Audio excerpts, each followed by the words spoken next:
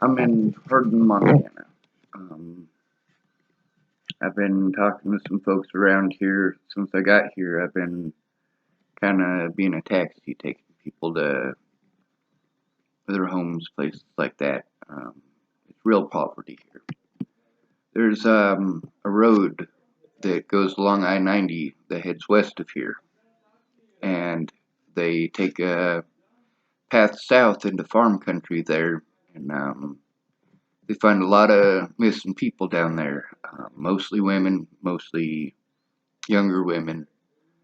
Um, just like everywhere else in America, they got a drug problem here, but like I said, everywhere in America. Um, they kill these people with exposure, the same thing that the Boulder Police Department does. They drive them out there in the wintertime. We're talking 20, 30 miles from anywhere, and they drop them off in the weather. There's an issue with the police not wanting to take reports here. They say things like, "Well, it's not illegal for somebody to leave. You know, maybe they just went off grid." Uh, so they got the Bureau of Indian Affairs here. I don't know if they do things differently or not.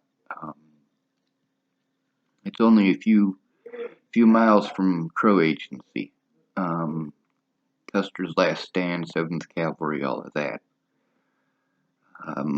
Apparently, there's over 100 missing people in the area. They find bodies every so often. The most popular one recently, December 13th, a woman named Henny Scott disappeared. She was 13 years of age. Um, there's another woman in the area who was found deceased. Her last name was Noses Gun. There's a lot of people missing from this area that are not reported. You can go into the sheriff's department, you can go into the library, you can go all sorts of places. You can see that there's a major problem here, and it's not just here. It is everywhere. But there are so many missing people from this area, and there are so few people here. I mean, it's not a big city. This isn't Billings. This isn't Boulder. This Boulder isn't even a big city. In a lot of places, they wouldn't even consider Denver a big city. Um, they're brown, so nobody cares. It's disgusting. It's a lot like being homeless. You don't have rights. People say, well, you just got to deal with it. Uh, some folks that I gave a ride home last night, the place they had me take them isn't their home, and the people who own the home showed up and surprised me with it's not the people I came home with house.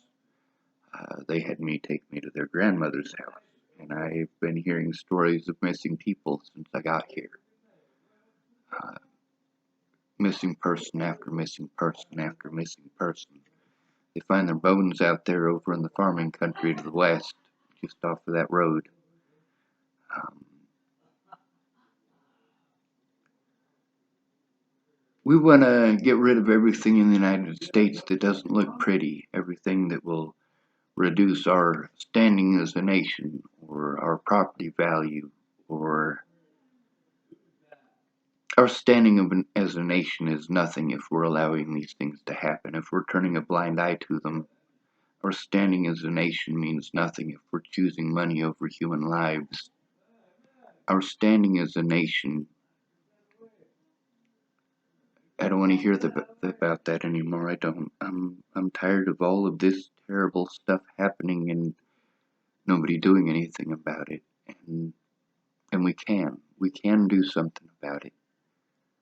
Um, there were There's a map of where they've found a lot of these bodies, and they're all along a couple of roads about 20 miles to the west, um, 20 or 30 miles.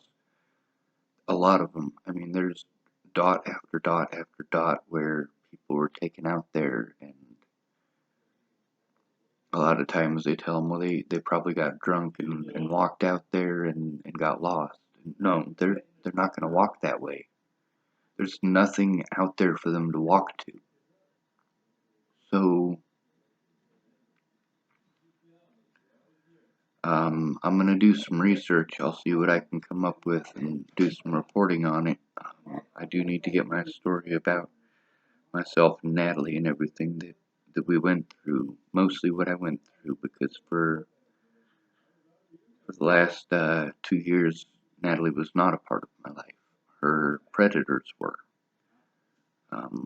But this video isn't about me and Natalie. It's about the missing natives in the area here at Hardin, missing women mostly.